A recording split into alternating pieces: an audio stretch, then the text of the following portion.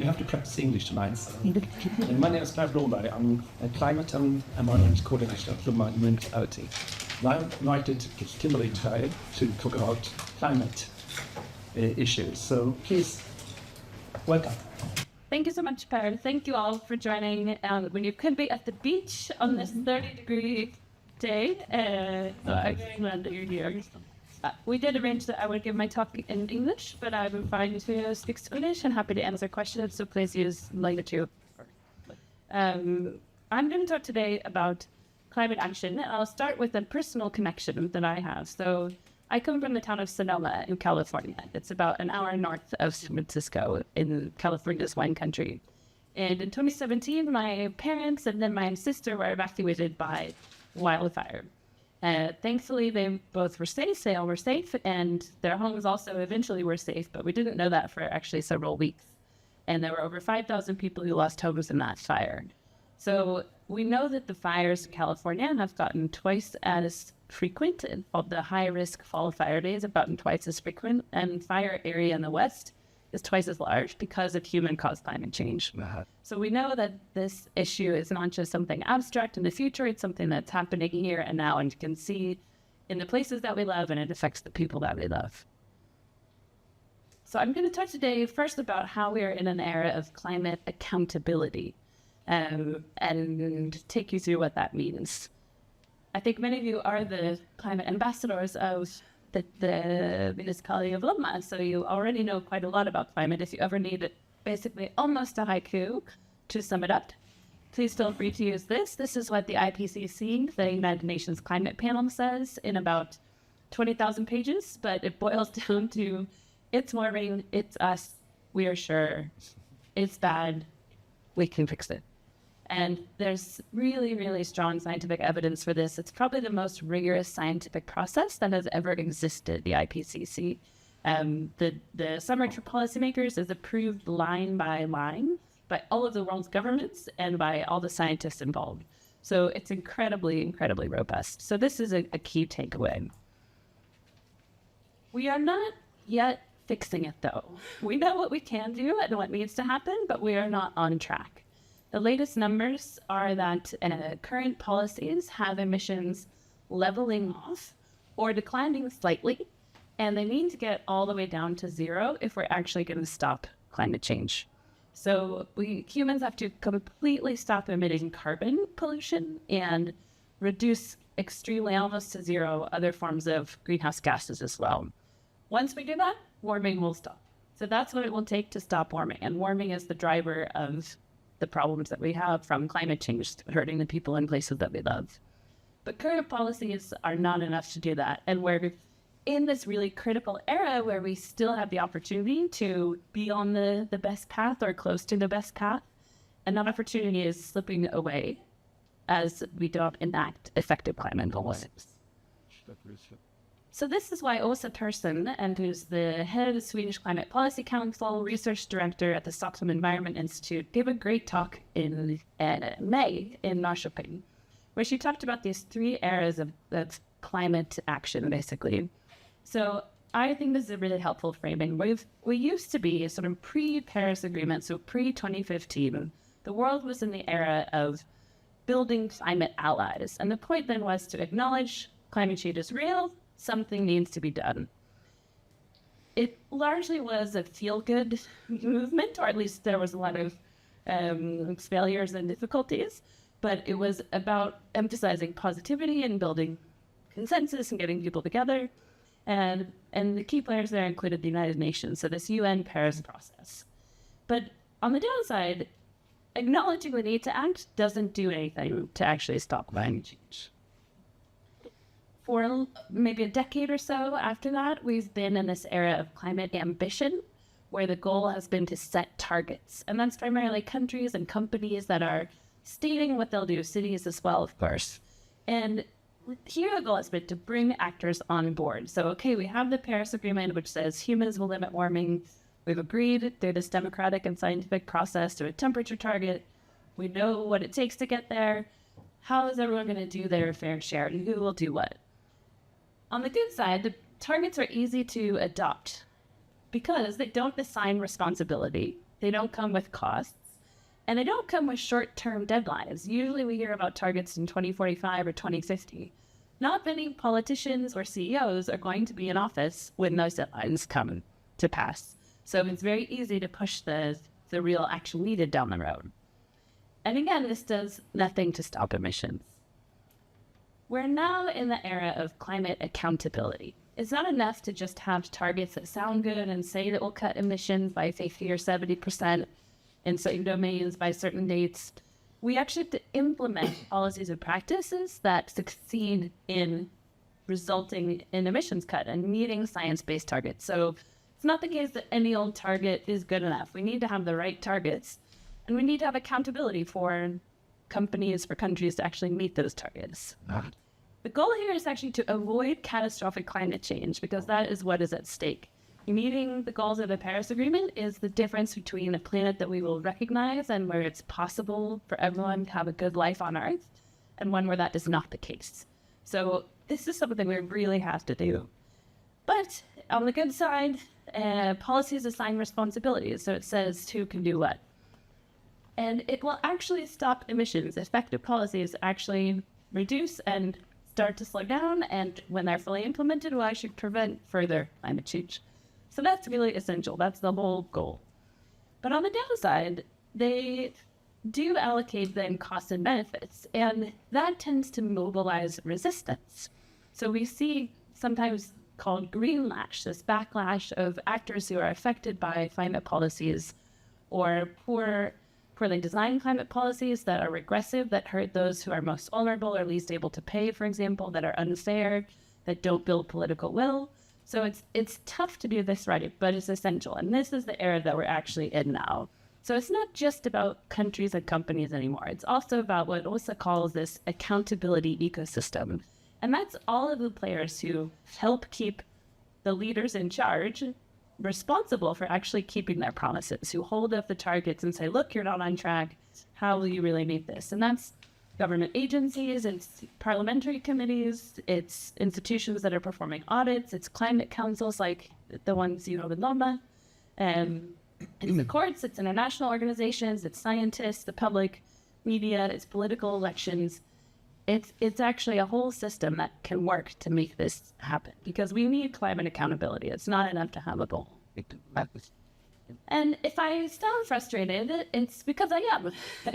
I first became a climate researcher in 1996. And as an undergraduate, I had the chance to join the climate scientists on their research projects and to develop this research of my own. And it's really tough to be in this position where there's this large majority of people who are concerned about climate, but passive. They're not actually doing effective high-impact climate actions. This is the group who really can move the needle. This is those who really, really matter. And these are the people who keep me awake at night. Meanwhile, many people in this group are worried about climate deniers. We don't really need to worry about them, unless they're in government, which does happen both in my home country of the US and in increasingly around the world as we face democratic backsliding. But still, overwhelmingly, governments and citizens of the world demand and want climate action. And implementing it will require more in this group to actually become effectively empowered and engaged. How can they do that, and who has the power to act? This is a graphic that I made. You can find it in a monthly free newsletter that I write, which you're very welcome to check out if you like. Here I'm taking IPCC, so United Nations data, here at the global level to say, what are the emissions that we have to ultimately get rid of? What has to go down to zero? This pie here has to shrink down to zero. If we look at it globally, a little more than a quarter is industry, a little less than a quarter is agriculture and forestry, for example. So if it were the case that I could sit on a cloud and be the ruler of the universe, or at least of planet Earth, and say, okay, industry, you millions of companies over 200 plus countries, here's what you have to do. Then we could address this. But in fact, it's not that helpful to look at emissions in this way. There is basically no one who can act on these emissions. You have to cut them down into organizations, groups of people who actually have power over something, because there really is no one who has power over a global sector. That's not how the world works.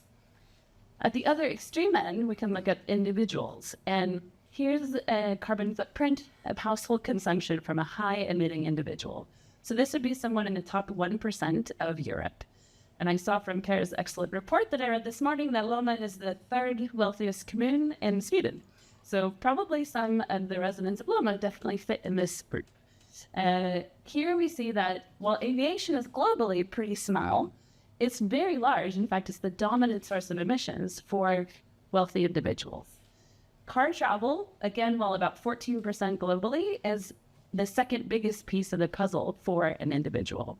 So we have to look at if someone's, serious about cutting their carbon footprint, and we'll come back to this talking about household emissions. These are the levers that make the biggest difference, that people actually have the power to enact. And this gets at a broader point I want to mention, which is I think we haven't been very smart and strategic about looking where emissions are in order to cut them. If we need to get emissions down to zero, which we do, let's start with cutting them in half. We're quite late in the game. They've been declining very slowly. We need to make big cuts. So we need to look at what are the big sources of emissions that have the potential then to be big emissions cuts. And this is not a scientific law, but there's kind of a rule of thumb, the 80-20 rule. And you can summarize it as you get about 80% of the effect from 20% of the causes. Or maybe 80% of your headache comes from 20% of your customers or your students. Or 80% of emissions come from about 20% of sources. So broadly speaking, the point is you can ignore the majority of emission sources for now. Yes, they will all have to go to zero, but if we want to see big cuts, if we want to make big progress, it's going to move the needle much more if we focus on where emissions are. So at the global level, we know that about 12% of global population, primarily in rich countries, has caused half of global CO2 emissions. This is a big focus of my work and a really important area to focus to cut emissions.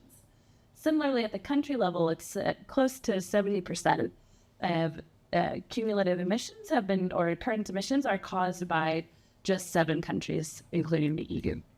So we know where to focus. Now, Tara, I hope you will forgive me that I'm using your wonderful report with some uncomfortable messages that I take responsibility for. So the text in red is my own and the interpretation is my own. But here what I see from this report is that the climate transition in Lomma is happening about 20 times too slow. So emissions have been declining about 1% per year historically. That's what has happened already. Where you need to be to meet your municipality's climate goal would require emissions to drop from today at 20% per year. And that is not happening right now. So this is the accountability gap. This is the policy gap that it's many of your tasks to try to fill. And I'm very glad to be trying to help you in doing so. Because you're not alone. Almost every country, company, city looks like this. Everyone is kind of now at this oh shit point of, wait a minute, we have these ambitious climate goals. We're not on track to meet them. Now what happens? So I think this is a very worrying, very scary, and also very exciting and incredibly important time to be engaged in climate action, because this is where change can really happen. Another important point from Lomma's climate studies are that, again, similar to Sweden, similar to the rest of the world, most emissions are from households. They're consumption-based emissions. However, most of the policies focus on this territorial-based emissions. So this is a really big and important gap, because if we're not looking at the numbers right, we're not going to focus on the biggest levers that can actually reduce emissions the most. And of course, the climate doesn't care how we humans slice and dice the emissions and, how we attribute responsibility. Climate just sees tons of CO2 and equivalents and warms accordingly. So we need to focus here, and we need to have better measures and effective actions that actually reduce those emissions to affect positive climate action. And the conclusion of this report is that the current measures in Lomma are not enough. Again, I'm kind of picking on you here, but this is also the conclusion of Sweden's Climate Policy Council. It's the conclusion of the IPCC, the United Nations, looking at global institutions. And I showed you that graph at the beginning of, here's where current policies take us, here's where we need to go. So there's globally at every level, basically, this gap between where we know we need to go and where we are now. So basically, we're not gonna reach the Lomma's climate goal with current policies. We need to do more. Okay, well, let's look at where these emissions are coming from and talk about what it is we could or should be doing. So here for Lomma, 43% of emissions come from transport. That includes commercial transport, but the majority of that is private transport. So that's people driving cars and flying in planes.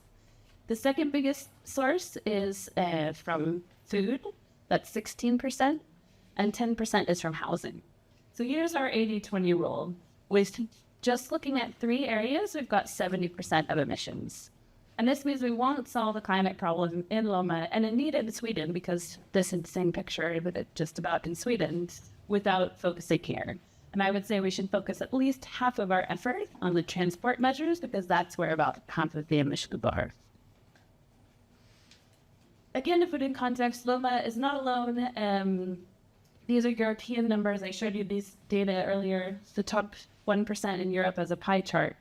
But this pretty much reflects the trend that we see in Lomma, that there's a big chunk, almost 60% for the very top 1%, something more like 40% for the top 10% in Europe, of emissions that come from transport, from personal flying and driving. And this wealthiest 1% of emitters in the EU is 22 times over the carbon budget. This is the goal, and here's where these folks are. So this says a couple things. This says, first of all, 90% of the world, and actually 90% even of Europe, a high-income region of the world, doesn't need to make changes to their carbon footprint. They don't need to change their consumption very much, because for this group here, 5% are already under the budget. They actually have room to increase their consumption. The majority in the middle are at or pretty close to the goal. And if we succeed in decarbonizing and making it zero emissions to meet our needs, to move around when we need to have healthy, nutritious food, these lifestyles will fit in that budget. But we have to address overconsumption for the top 10%. And we have to talk about ways, and I think Lomma is a really important case study to do this, which needs to happen globally. I like to call it, what does a just transition for the climate look like for the wealthy? We talk a lot about a just climate transition in the context of the poor and the vulnerable, which is super important because climate policies that punish the most vulnerable are a bad idea, both ethically and practically. But I think we're seeing more and more in practice, what's holding back the climate transition is resistance by the comfortable folks at the top who don't see a need to change.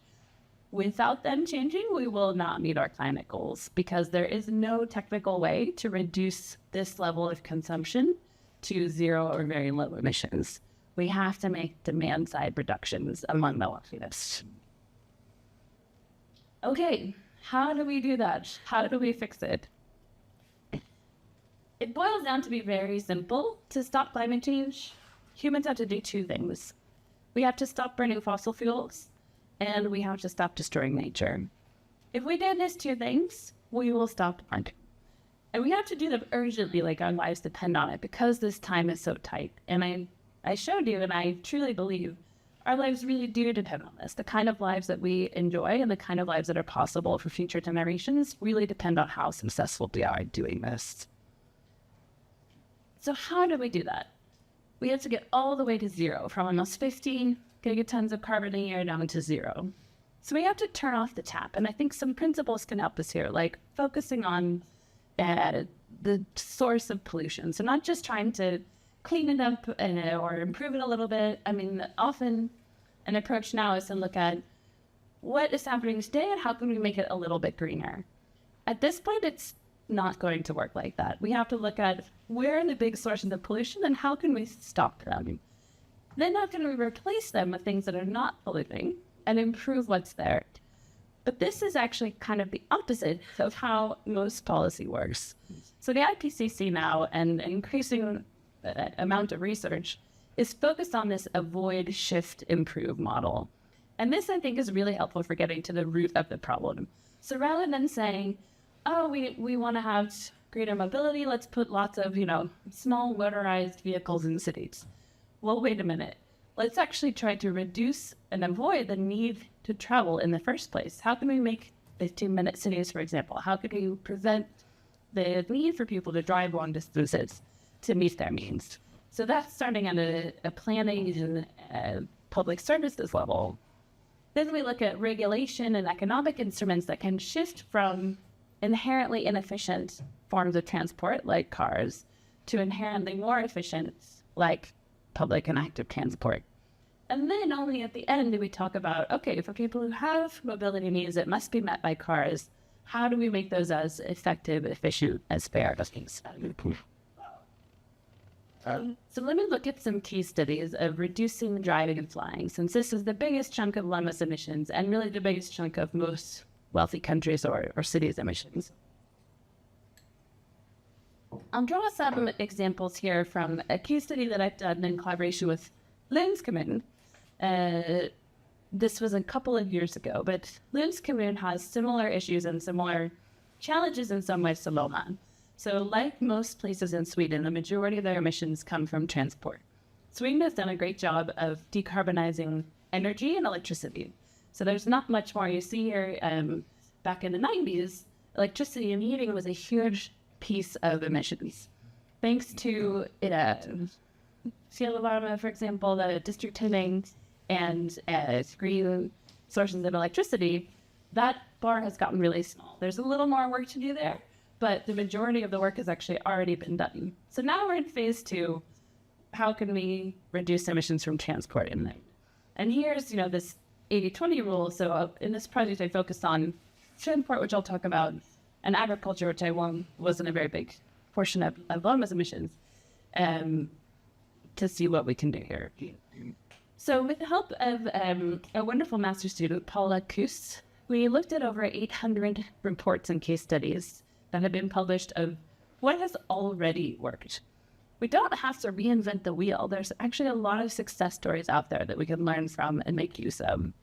And from these 800 studies of European cities that had already reduced emissions from private cars, we found 12 things that worked. In general, the big picture is what works is to restrict driving and parking, avoid, and expand active and public transport, shift, and encourage. So it was quite striking that of this top 7 measures, so these are ordered in from the highest effectiveness. So the 7 most effective measures, 6 of them combined these carrots and sticks, or these push and pull measures. So you hear a lot about, build more bike lanes, let's do all these green things. There's a lot of wouldn't it be nice if? What this study shows is that those things alone are not that effective because the status quo is so tilted towards unsustainable and high carbon consumption transports. So we have to actually address the unsustainable status quo in order to make the more sustainable options actually work in practice. So what this looks like, for example, there were 3 cities that had used a congestion charge, which was the most effective, where drivers had to pay to enter the city center. And there, it's really important that you use that money in a way that visibly and clearly benefits people. So in a way that's relevant to, okay, there's something good is coming to the public from charging these particular individuals. It's contributing to the public good. So they use the revenues for the city's sustainable transport schemes, improving public transport. Parking and traffic control was removing parking spaces and changing traffic routes, and then replacing parking spaces with bike and walking routes, for example. So there has to be this kind of big picture thinking that is making an overall shift. However, you get to a problem that I really want to highlight for this group in particular, who I think will be discussing and deliberating potential policies, which is that the people who decide about policies often are not looking at their effectiveness. They're looking at, oh, this sounds neat. This is new. We haven't tried this before. I think this will be popular. But the climate doesn't care about any of those things. The climate just cares how much emissions that policy will reduce. So when we surveyed at local experts in Lund, this was the theory that we used. And we have these 3 criteria of, is it new, suitable, and feasible? That's what transition theory and sustainability science would say would make a good experiment. So this is what was rated the most highly, these 3 policies, an app, a car sharing plan, and school travel planning. This is what the experts thought was the best.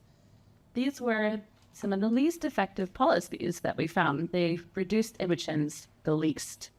So what we recommended in our study was these kind of middle policies. They were not the highest, most effective, but those were rated very low by our experts.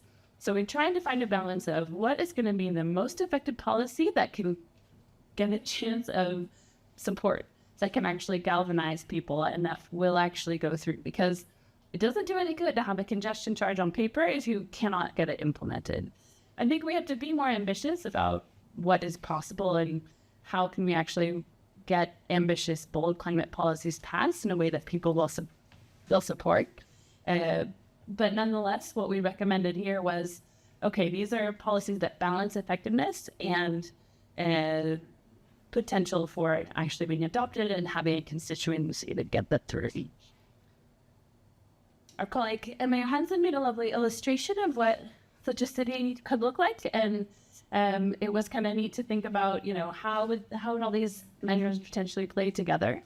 In general, we saw that combining measures was more effective.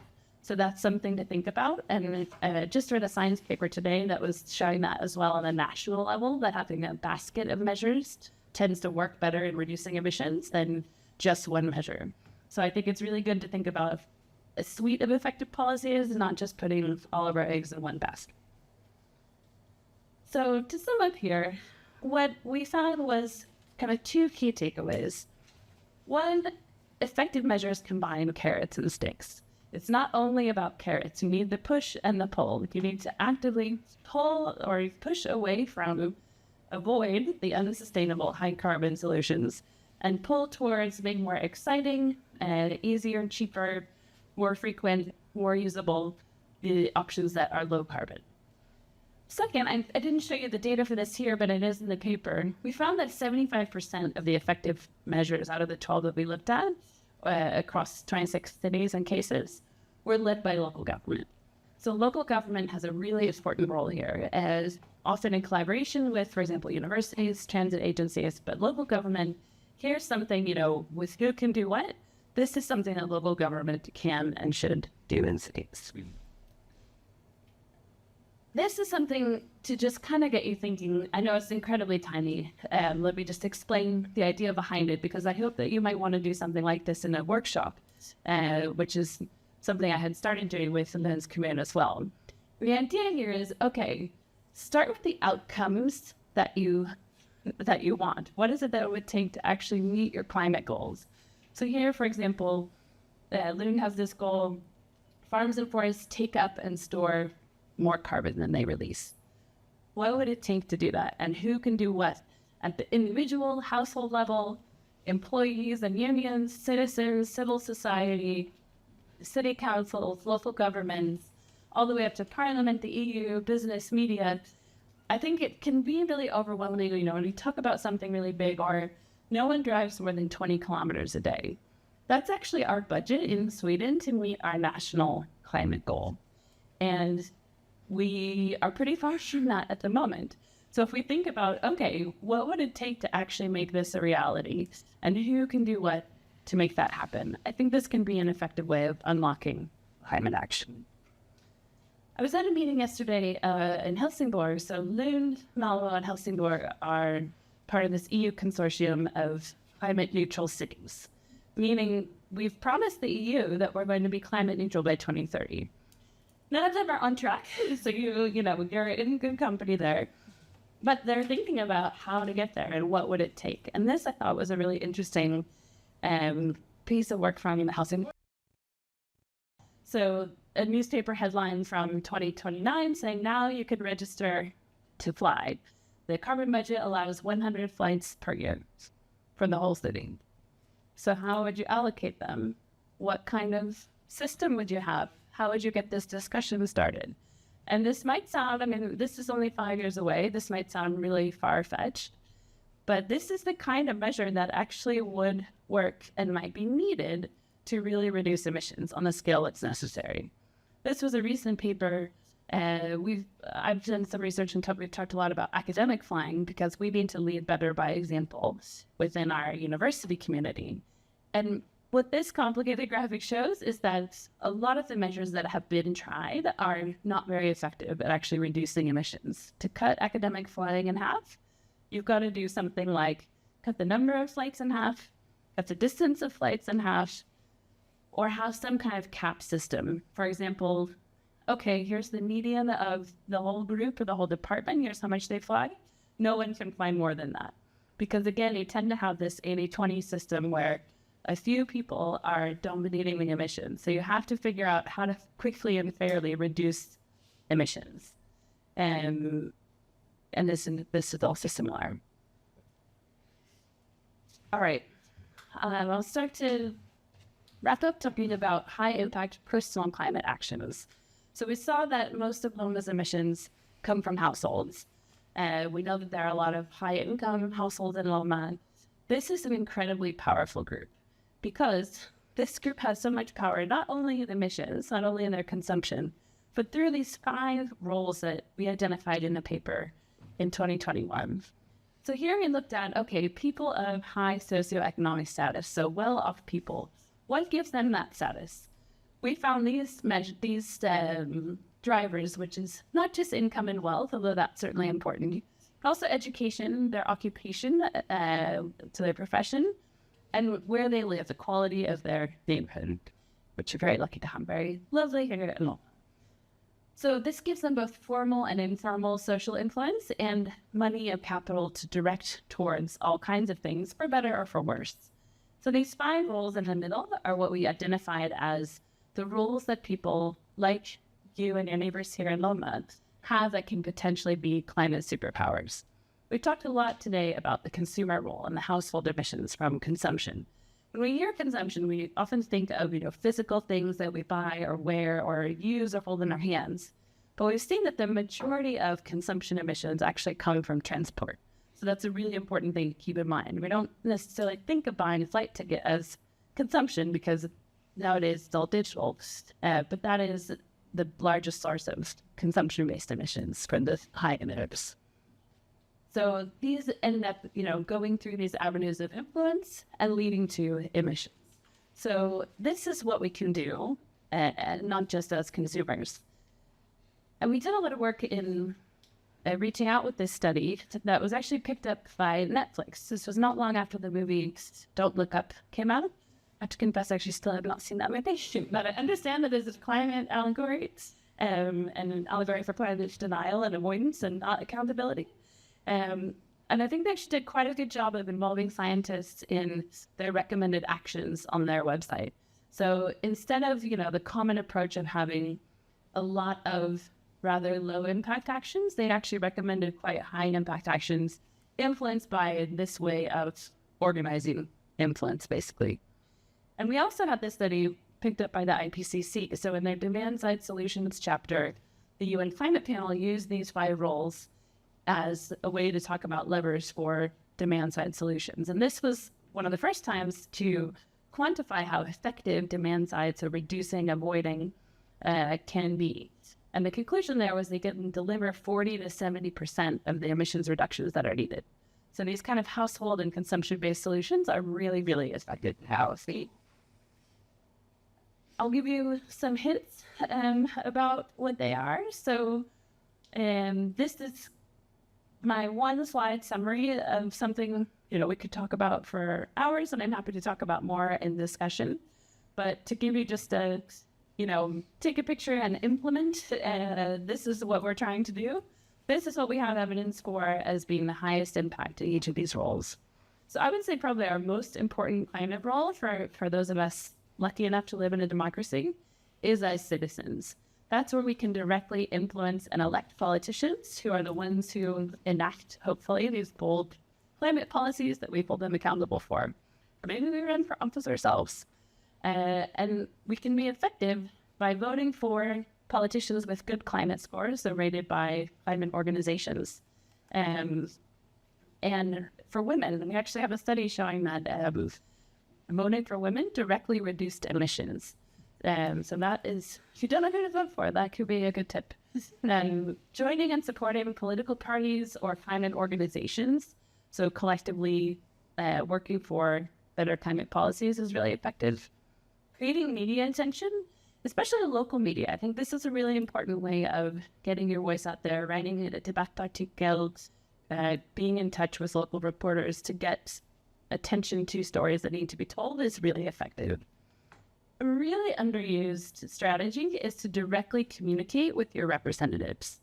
And a lot of studies have shown, especially work by Rebecca Bankfield in the UK, we know that a lot of politicians actually do care about climate. Many of them, it's not the case that they're uninformed it's not that they don't know, it's not that they don't care, but they think they'll lose their jobs if they actually push for bold climate policies. They hear plenty from lobby organizations and from, particular industries who want to resist regulation or those who are already benefiting from the status quo. They hear from them that they don't want change, and they are not hearing from the ordinary people that they are actually elected to represent, saying, we do want change, we do want these emissions to go down, we do want you to enact these policies. And finally, nonviolent demonstration. That's also been shown to be effective in getting attention and pushing for social change. Professionally, the roles that we play in our work lives, the role that you're playing in your capacity as climate ambassadors. Here, I think we can be effective by pushing our organizations to adopt and follow science-based targets. So not just having any climate target, but having a strong and science-based climate target, and then actually, of course, delivering on this target, and divesting organizational money from fossil fuels that are the main cause of climate change, getting our supply chain. So in businesses, it tends to be the 80-20 rule that's almost quite common for businesses, is that they directly control only 20% of their emissions. And the other 80% from the products or services that they sell come from their supply and the transport of their products. So it's not things that are in their office or under their direct control.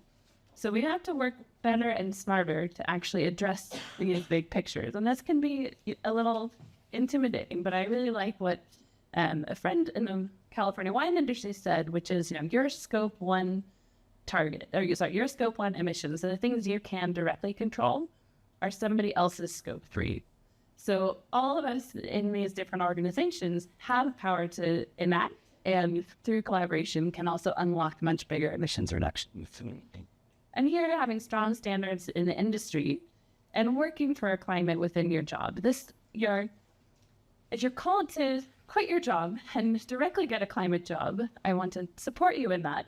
But I'm not telling you to quit your job, because you probably have worked long and hard to get the skills and the experience that you have. And I think we need climate ambassadors and those working for smart, effective climate action everywhere, in all industries, in all parts of society.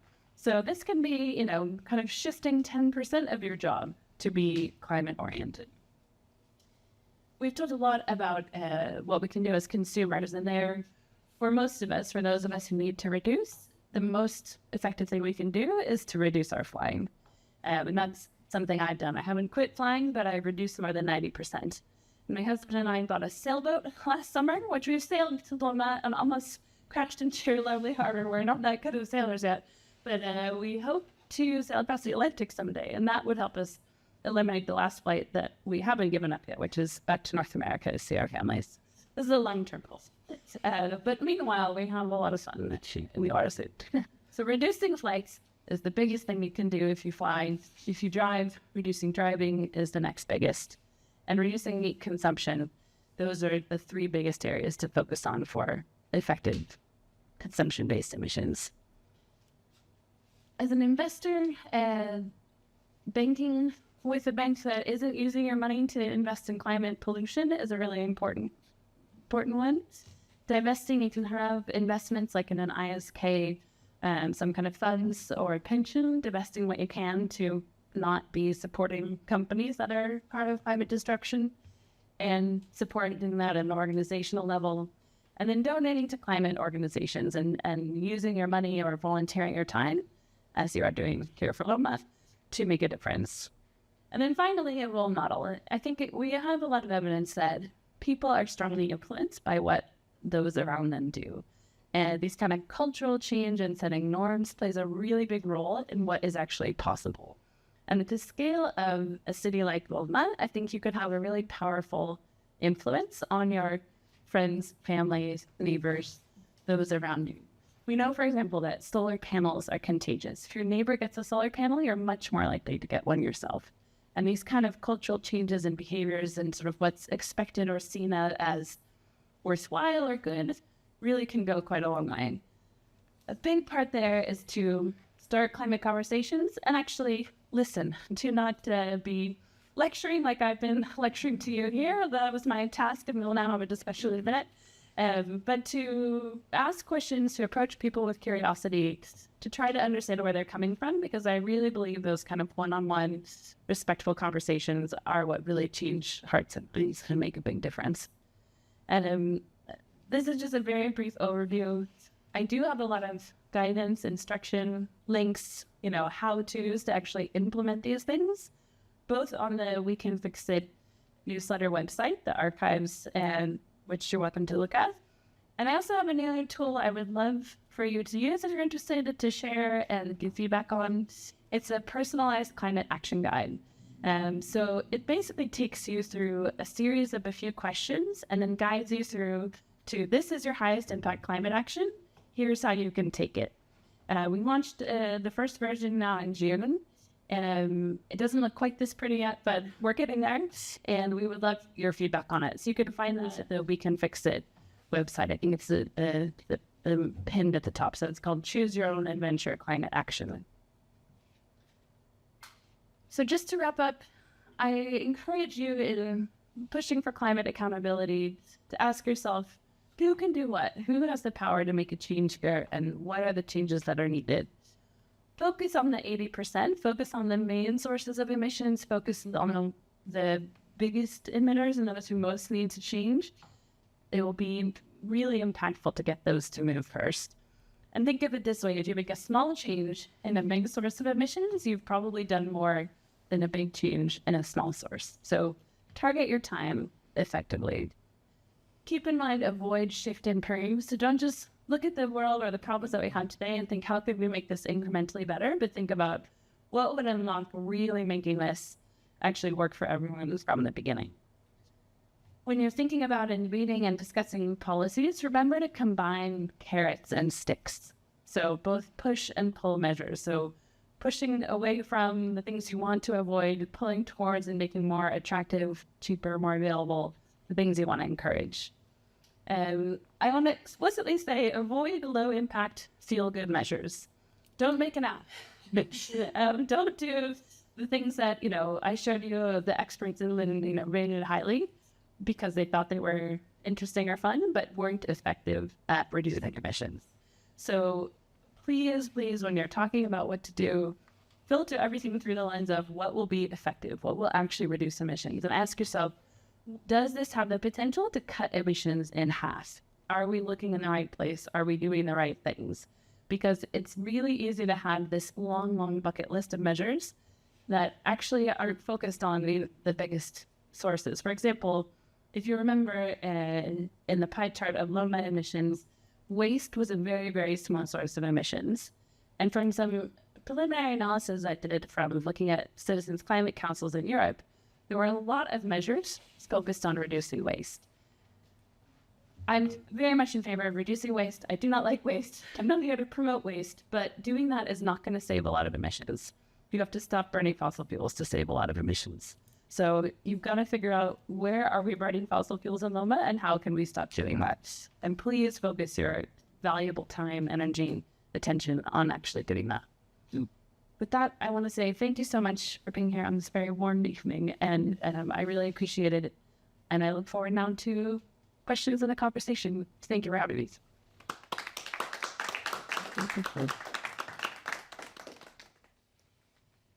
Yes. Since reduced flying is the most efficient way to do it, do you see any carrots and sticks in relation to that in action of things? Yeah, definitely. I don't have it in the slides here, but Seth Wines and I looked at that. Looked at behavior-based methods how can we use behavioral science basically and apply it to reducing flying? So how can we change norms? How can we enact policies? I think that the sticks were, like I showed from that recent study, of setting limits on flying, basically having standards and quotas and ceilings and caps. I think there's a lot of work on the carrots of how do you make that more attractive, giving more vacation days for employees who travel by train, for example, is one option.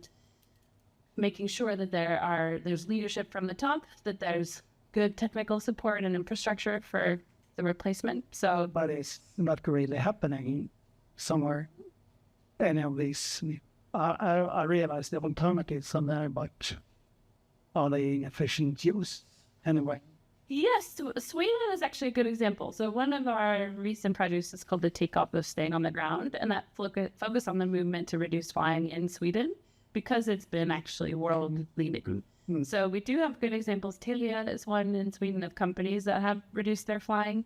And my PhD student, Sarah Olström, is about to defend her thesis in November, which is about the cultural change behind the movement of reducing flying. So basically, in a nutshell, it's mostly about leading by example. It's kind of living the future that you want into reality in the present. So it's people who've chosen to stop flying or really reduce their flying and basically talk about and lead by example of how it's improved their lives. And also say, this is an urgent necessity that we need more people to follow.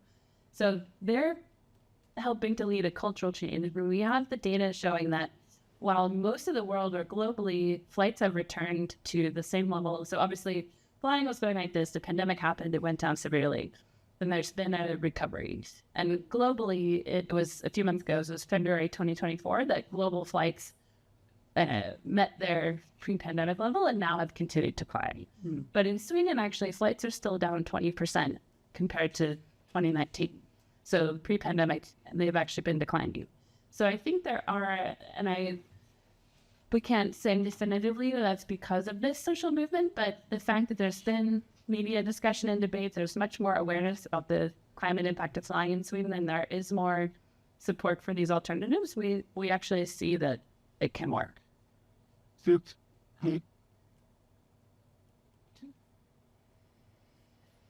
One of the big challenges that I see with moving from flying to trains for intermediate distances is the cost. It's often cheaper to fly while being faster. And I assume that's something that's controlled.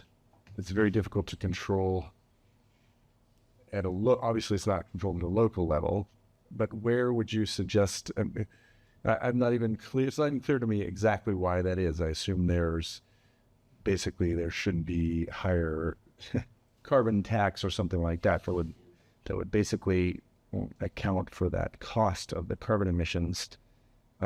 Is that a national, how much role can national politicians have in that, or is it international policy somehow, or the companies themselves?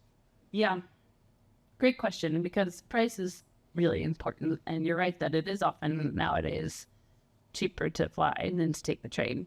I don't have the final answer on why that's the case. I've read a bunch of studies about it. It seems the answer is it's complicated, but a major reason is subsidies. There's a lot of subsidies for the flight industry, and there are taxes that other industries have to pay that the flight industry does not. So kerosene is one example. Jet fuel is not taxed in the same way that other fuels are. There has been at the EU level an initiative to push for a flight tax on kerosene. There was, starting in 2018, and then just repealed now in Sweden, there was a tax on flying. So that politicians do have options, and they took them in 2018, but then they took them away this year. And unfortunately, that's part of a trend in Sweden where effective climate policies are being rolled back, and we see that for the first time, emissions are actually now going up since the 1990s and when they've been declining. So removing policies that work, we see, oh yeah, those did work because now emissions are going up. That flight test was not perfect, but it did play some role. I think the policy solution that seems to have the most support and from international polling and seems to be effective is they call it a flight levy. So that would be like the first flight would be the current price. The second, basically, it's an increasing fee on the number of flights to try and reduce the most frequent flyers who cause the majority of emissions. So it's 1% of people on Earth who cause half of emissions from flying. So that's, there's your 80-20. That 1% really has to reduce. So basically having awareness campaigns, social movements that point out this discrepancy and this unfairness, which the group, for example, Vi stannar på jorden, we stay on the ground, has been doing, helps to kind of shift that conversation. But for sure, I mean, I took this up because it was at the national level, but this science paper I mentioned I was reading this morning looked at effective national policies that have worked to reduce emissions. And for transport, combining price measures, which were like taxes on cars and driving, and then subsidies for trains and removing fossil fuel subsidies. So there is a mix that works that's out there. And there are campaigns that are working on them. So it's a matter of like plugging in and finding them. One that I think also, this isn't specifically about flying, but the Fossil Fuel Non-Proliferation Treaty, I think has a really interesting model. So they're basically calling for a wind down of the fossil fuel industry modeled after some of the nuclear non-proliferation agreements of earlier times. So there are models that are out there, and they kind of exist in the background, and hopefully there will be a moment where they actually can contest the current status quo. And höst, okay. You can continue. Oh, just a quick add-on. I can say that I've seen policies implemented like at SNU, where I work at the university level, where they say, hey, you should take a train, and it's okay to take the sleeper car too, which, if it's a longer trip, and basically that should be considered, that's preferable to fly, even though it may cost a little more. Of course, that's easier to make that decision when it's project or university money than your own. I mean, there's that that challenge there. But I can say I've really seen that change in the last few years, and I appreciate that a lot. It makes it a lot easier to just feel like, yeah, we take the train. That's the way to do it. Yeah. And that's become a lot more commonplace, I think, in the last few years. Yeah. And even though you're right, I mean, it is tough to motivate privately. But then we get into questions. I mean, so the flight-free movement that we say on the ground movement, and one of their ultimate visions is, what does it look like to have a good life without flying, which they argue is possible. And part of that is less travel, not just only low carbon travel, but, reduced in the first place. I mean, I'm thinking of a 2020 study that looked at, okay, how do you have a good life within limits? So basically meeting the planetary boundaries, not just climate, but the 9 planetary boundaries, water, land, etc. And for 10 billion people, if Earth gets to that population, how can we have a good standard of living for everyone? They found it's possible, but there are limits. So they had a mobility quota. I think it was 10. I don't want to say the wrong number. But, you can't come from the U.S. and take an annual flight home to see your family in a world where there's not a carbon budget for everybody, which I'm aware of. But you can certainly imagine still having a very good life with a lot less mobility. So I think part of what we saw was this proliferation of cheap flights in the 90s has created this norm of hypermobility. And that's something that has to be contested in a question, because it's not just about, yes, we can travel as much as we want to every place on Earth as far as we want, as long as we do it lower carbon. It's like, well, wait a minute, we're still going to run into limits there. So what trips are really necessary or really worth it? But there's a lot of room to cut. I mean, Stefan Gosley, my colleague at Liz, found that half of the trips that Lund University students had taken, they themselves rated as not important. So there's a lot of flights that could be cut before we even get to really tough choices. So 2 frågor då. Så första är att 1996 hade jag första svanasnitt för ett årsstudier om klimatfrågorna. Och vi kan se att ingenting har egentligen förändrats. Lite grann på ytan. Så jag känner mig rätt så värdelös som klimatforskare. Så jag har ju fundamentalt misslyckats med i kod så att säga. Så då är min fråga vad har vi gjort fel och vad kan vi göra här? Så att jag har varit flera jag som är klimatforskare jobbar inom hösten. Den ena frågan. Den andra frågan som jag har tänkt väldigt mycket på det är att vi kan snart konstatera att 1,5-gradsmålet är kört. Och vi ser att vi förmodligen kommer passera runt 2028, 2030, något sånt. För då kan vi som forskare behålla ett momentum, för vi har haft det här Parisavtalet som är liksom ett flagga på vägen. Liksom att vi har Parisavtalet, vi har ett movement kring det. Och nu ser vi liksom att Parisavtalet är kört, det är från 1,5-gradsmål.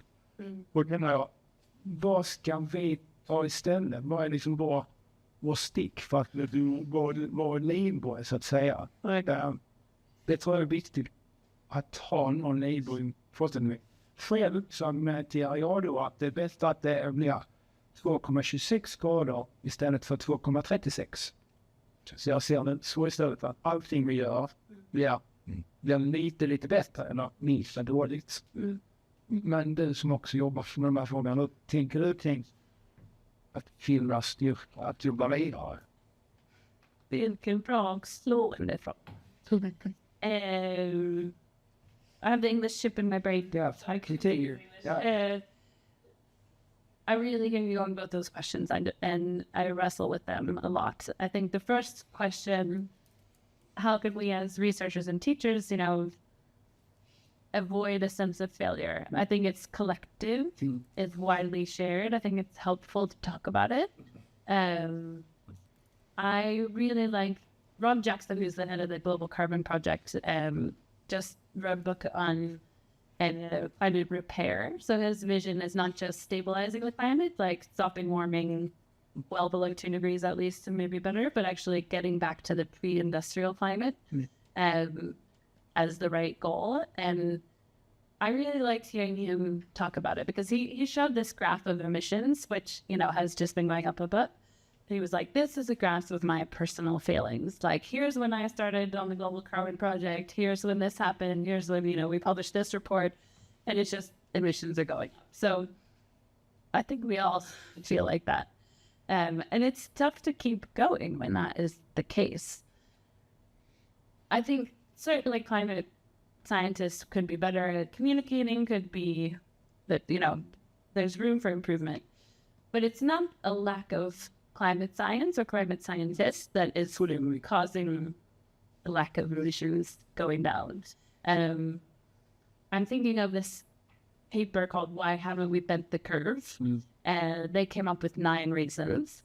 So those are things like entrenched interests. I mean, there is this active disinformation campaign that's been organized for decades to prevent meaningful climate action, and that has worked really well. It's confused and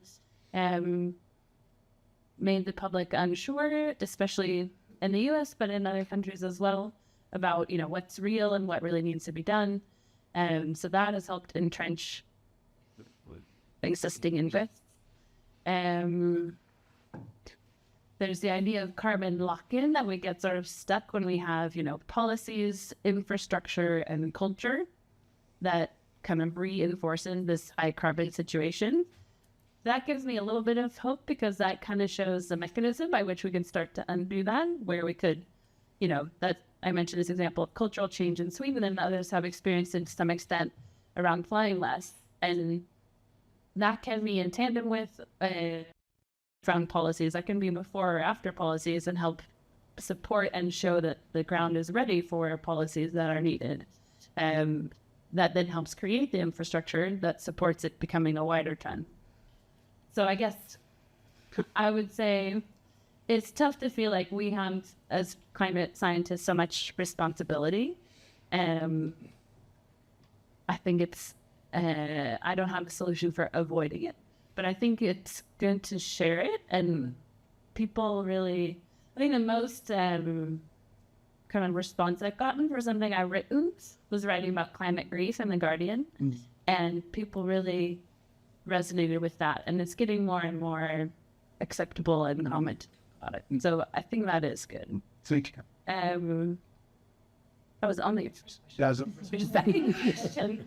So it's about, okay, it's not looking great for the 1.5 goal of the Paris Agreement. If and when humanity fails to meet that goal, then what happens? What's our life raft at that point? That is a really big struggle. I think it's really tough. I mean, I think well below 2 degrees is still very much in play. And that is a really big and meaningful difference. And I mean, millions of lives will be much better and potentially saved by every 1/10 of a degree. So it does really matter. But it's really disheartening to like wrestle with, well, wait a minute, you know, we had climate, you know, grouping, getting people together. We got until Paris, we had the Paris one. Okay, we've got these targets. We have 7 science-based targets. That's really is focusing with 1.5. Yes. Yeah. So what happens? I think that's like a question that scientists are having privately right now, and I don't think there's a consensus on how to talk about it or what to say about it. I don't have a final answer. I mean, I think it's like, you know, IPCC said, like, I think my first slide was like, unless we have deep, rapid, widespread emissions reductions, 1.5 will be out of reach. So the science is clear that like the window is closing to reach 1.5. It's not yet the case that it's been missed, but Florence. we're not on, if we keep going as we are, we will definitely miss it. And I think it's only like the last year or so that I've sort of really been wrestling with that. And I find it like really disheartening. I guess personally, something I am doing is focusing more on the process than on the outcomes. Yes. Like I'm getting a little more detached from the outcomes. Because none of us in this room can control the shape of the global emissions curve or the final temperature that the Earth warms to. But all of us actually can affect it a little bit. And I still am doing the things that I know make a difference and that do help move in the right direction. And even if I don't see them moving the way that I want them to, I guess I'm sort of, you know, aware that we might never know what impact our actions have, and we have to do them anyway. They do add up. Yeah, sorry. Yeah, no, I would underline that, like, to have that 1.5 goal, even if you overshoot, this is our goal. Like, you have to go back and, like you said in that book, even go beyond, go down the other way, to have that, to curve that. As we do it with biodiversity, you do it also with the climate. Like, even if we don't reach it in that given time that we have, want is to keep going for that goal, like, because it makes a difference if it's at any centi break.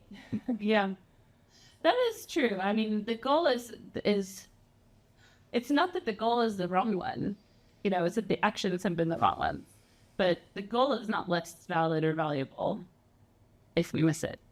That's a good point. And I think.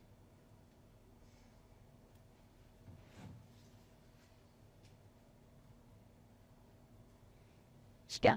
Okay. A bit different question. What do you think about carbon capturing. There is a lot of money flooding into the type of projects now. And my feeling it's quite defensive actually. If we could put all those money into more future aiming projects like this. Yep.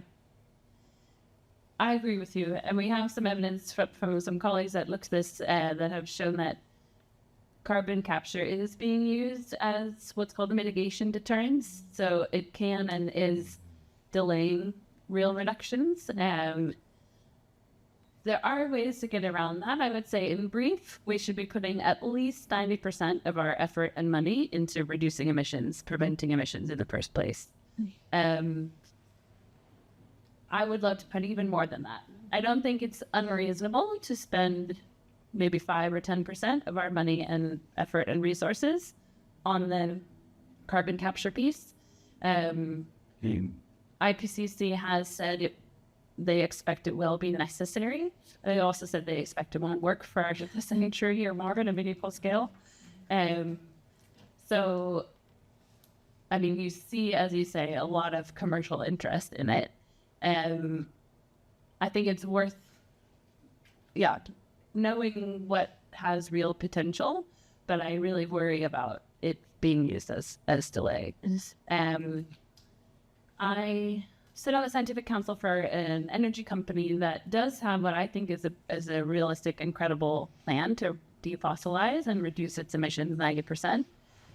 So I was happy and willing to discuss with them of what will be their options for that last 10%.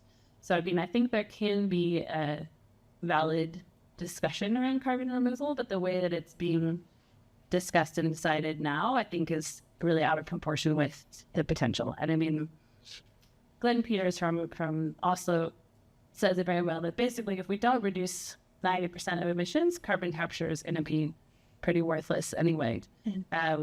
The first rule when you're in a hole is stop digging. So we need to stop making the problem worse and then find ways to restore and, maybe substantially restore the atmosphere if we do overshoot 1.5, or if we want to get back to the pre-industrial atmosphere, that would require carbon removal, because that was, if the target is 350 parts per million in the atmosphere and we're already above 420, that's going to be the case for centuries to millennia. We would need carbon removal to actually get further down below where we are today, because we're already seeing dangerous climate change that today it's concentrations. So I think it's worth knowing about, but we should really be focused on reductions and interventions. Please.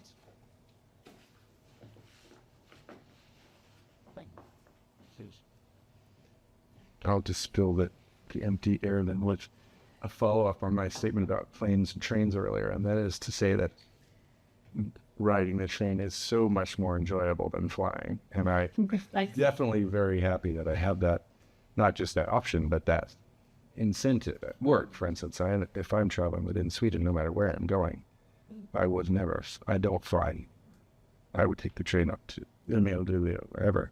And then it's just budgeting in that little bit of extra time, but it's such a nice way to spend your time, actually. So, I didn't want to leave it sounding like that was a negative thing. Yeah, thank you. It can be really positive, actually. So, and thank you for that comment. And I think that reflects what we see from research. So yesterday I heard a talk from Jessica Richter, a colleague at the IEEE, the International Institute for Economics and blah, blah, blah, whatever those vowels stand for. She is part of a project on 1.5 degree lifestyles, which I think is very relevant for Lomma. And there they've done things like had a puzzle where they said, okay, here's our budget for 2.5 tons per person per year. Here are puzzle pieces that show how big, the size of our consumption is. What actually fits in that puzzle, and what, how can we get there? What would mean to be true in order for us to leave this puzzle piece aside and make this fit? And she also talked about, which is what your comment made me think of, about pioneers. So people who are already living 1.5 degree lifestyles, which does exist already today. And that they had a lot of positive reflections. It wasn't only difficulty and sacrifice, there were a lot of changes that happened along the way.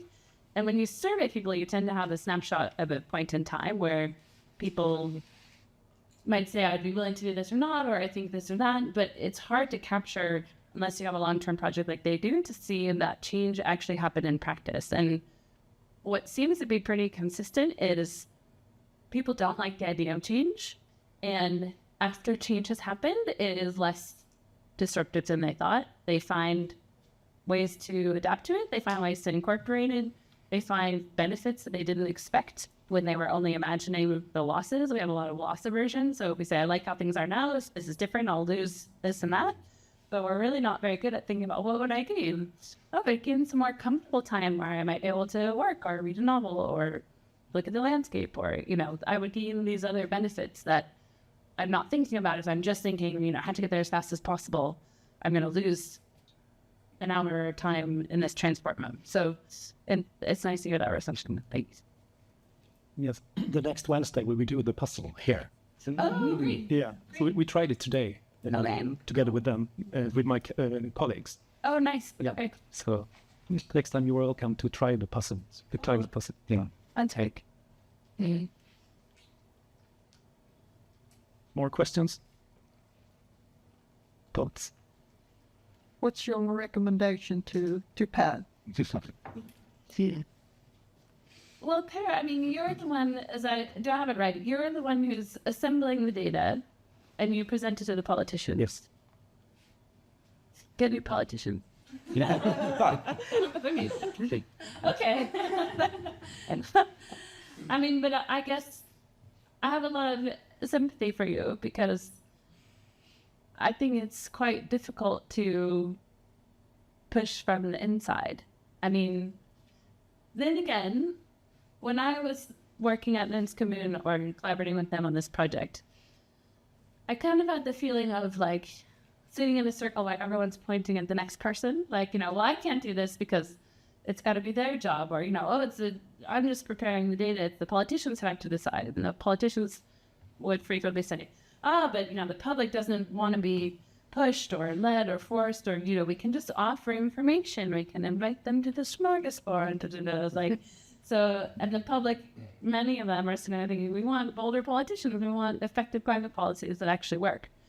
So I think figuring out how to unlock that is really important. Your report is pretty clear. I put the conclusion that the current measures are not enough to meet the goals. So that means that the politicians are not delivering on what they promised, actually. I think that's important that citizens know that. And it's important to also maybe have suggestions for how they could meet those goals. Okay, you want this very big 70% drop. What would it take to do that? And then at least start talking about the right policies, because I think frequently the discussion is on these kind of softer feel-good measures that aren't that effective. But if you are talking about things that would really move the needle, you at least are moving in the right direction. What do you think you need, Per? Well, there's a lot of psychology. Yeah. How to reach the politicians, how to present it, and how to make them understand what the benefits are, so to say. Yeah. It's not so much data, I think. It's the way we communicate is the most important. Yeah. For example, the mayor suggested that we have half the emissions from traffic comes from transit traffic on the European highway. And he suggested, why not get the speed level down to 80? And the Trajector counted on it. It should decrease the impact 30%. Yeah. But that's state road, so we can't decide it here. Right. But we can try to impact on to take back it. Right. They can get other municipalities on board, right, to push for that. That's interesting. That's what they did in the Netherlands. They cut it down to 100 kilometers per hour everywhere across the country. Yeah, so it goes a bit slower, but they have less congestion, and they have less accidents, and less emissions.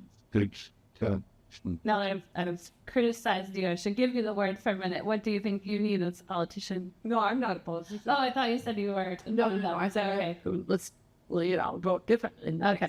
That's maybe. Got it. Yeah. Okay. But I'm also thinking about the low income skill good measures because I even though it says employed, I still think sort of we need them to sort of put some hope into people, maybe. Or, I mean, that's what I'm actually like, we have this local club here called the Climate Club, which is a national group, but they have like local branches. So I'm in the local branch of that. And we do a lot of those. That's actually what we do because we're so few people. So I would love to cut the speed to like 90 kilometers per hour, but we can't do that. Like we have to just work small, which means we do a lot of those low impact sort of good measures, like huge. But I don't know where to start otherwise if we don't do those as well. Like locally, I think locally a really effective thing to do is to work on streets and cars. I mean, that is something that is local policy. So, for example, how can you get fewer parents to drive kids to school? What would that take?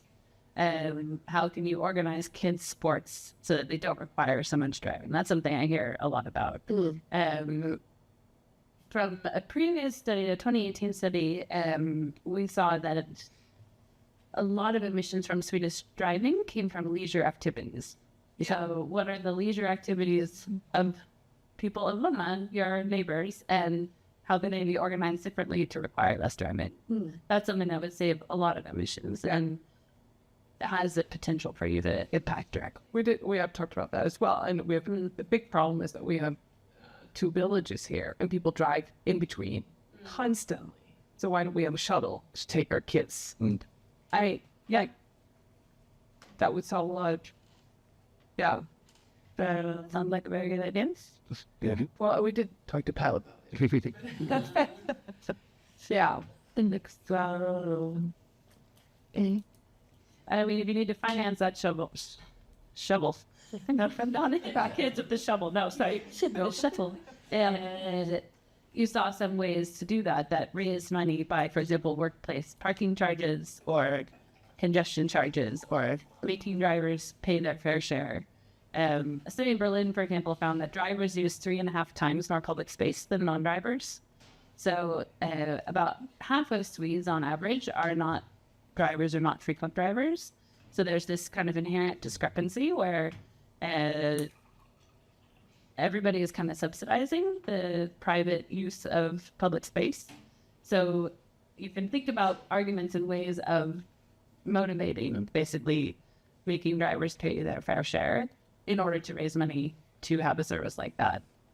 And there's talk, for example, then there was some discussion around this as well, like, okay, if you have a workplace parking charge, how do you make that equitable? So maybe at the hospital, for example, you make it related to income. So if you have a nurse who lives really far away and doesn't have another option to get there at her 6 a.m. shift, that's not something you want to penalize.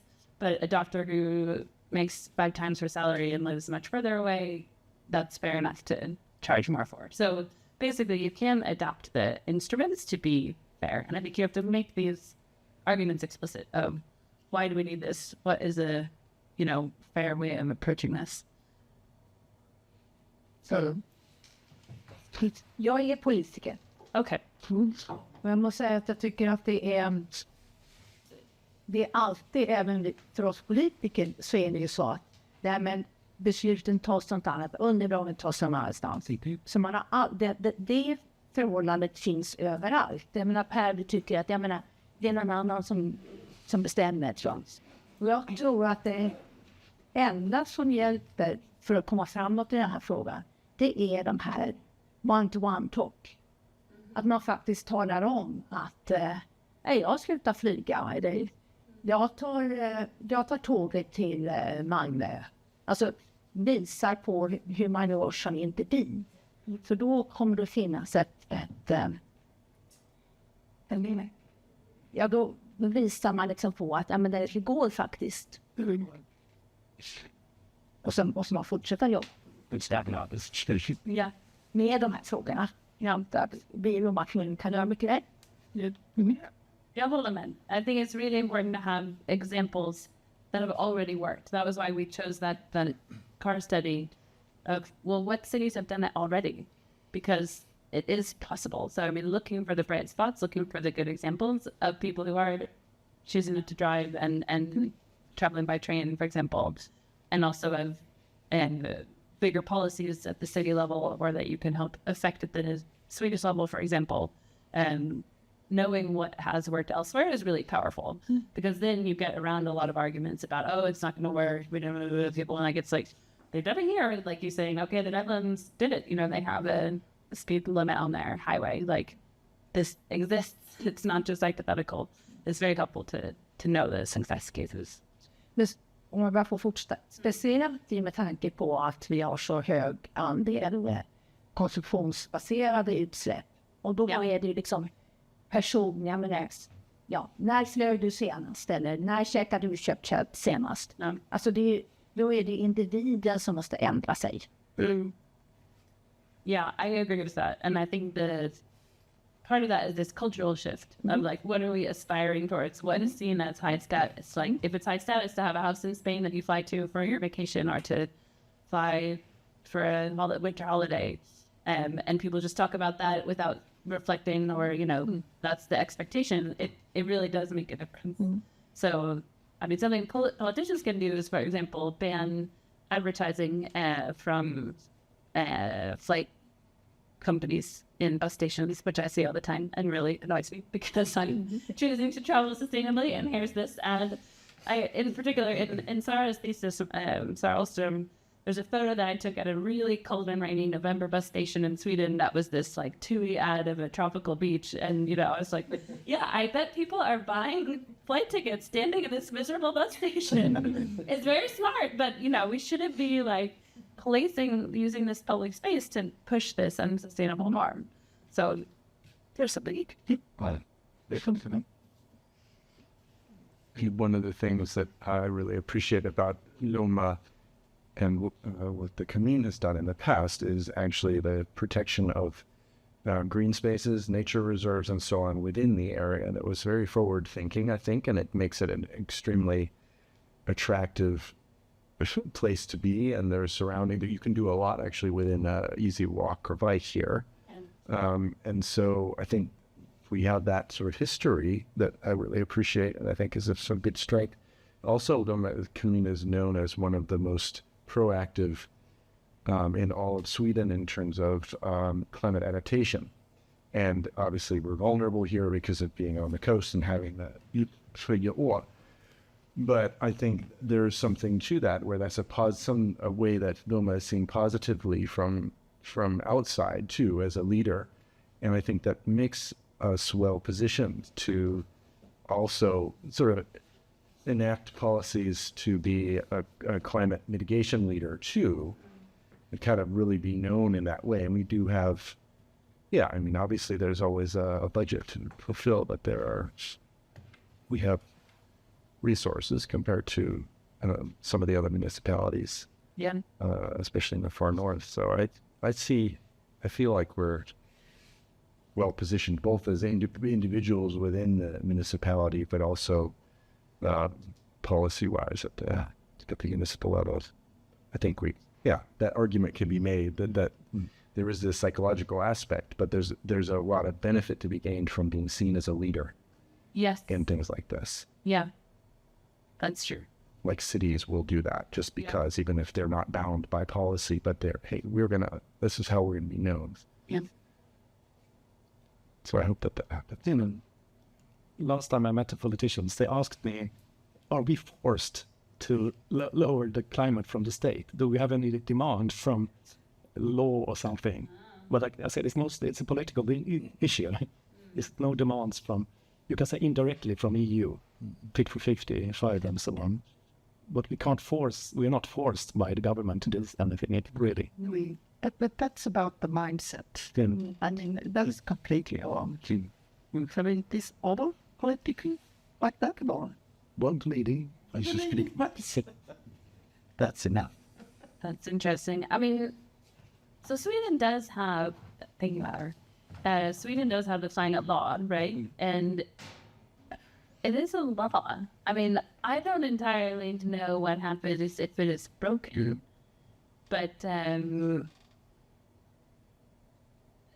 law has, these three parts. There's the Climate Policy Council, which is scientists who advise and assess and say how it's going.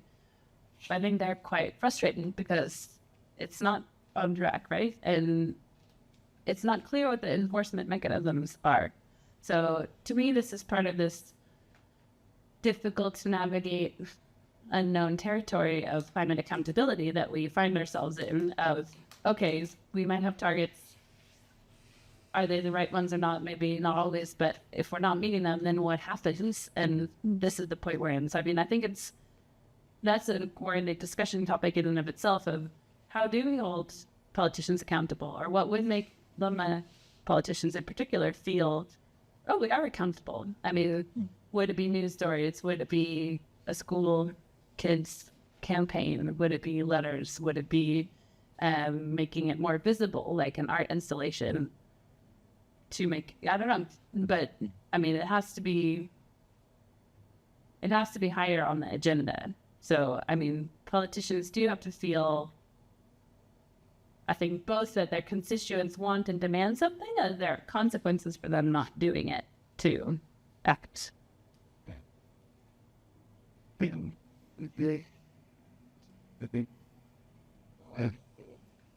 Okay. I know that we're almost on time, so maybe we should invite people to enjoy the fika. Yes. Thank you so much for coming. I'm happy to stick around and have a one-on-one conversation. And I would love to keep in touch. Thank you for inviting me, and thank you for your work. And that's worth. Thank you very much.